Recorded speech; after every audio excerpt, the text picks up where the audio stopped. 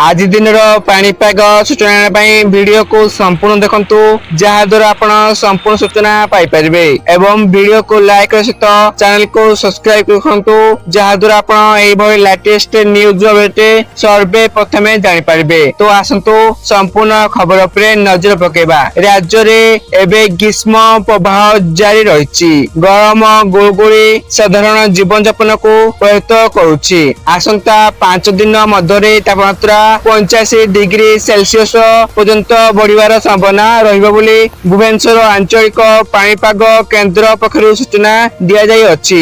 तेबे आसंता 7 दिन पई येलो अलर्ट जारी क जाई सतर्क क जाई अछि। तेनु आंचलिक पाणीपाग विभागर निर्देशक मनोरमा महांती कहछंती एप्रिल 17 पर्यंत राज्यर कोस्टाल और भीतर अंचल रे उभयंकर गरम और अधिक आर्द्रता अनुभव हेबो। एई समय रे कोनसी बड़ परिमाणर वर्षा आशा क जाउ नाही। तेनु ए पर्यंत भुवनेश्वर कटक सहित पश्चिम ओडिशार संबलपुर और झारसुगुड़ा भली शहर गुड़िक तीव्र ग्रीष्म प्रवाह अनुभव हेउछि। शुष्क उत्तर पश्चिम पवन और स्पष्ट आकाश को हेतु तापमात्रा लगातार वृद्धि पाउछि। आज एवं आसंता काली बालेश्वर भद्रक केन्द्रापड़ा पुरी खुर्दा भली कोस्टाल जिले में ताती बढ़िबा सह गुळगुळी अनुभूत हेबो।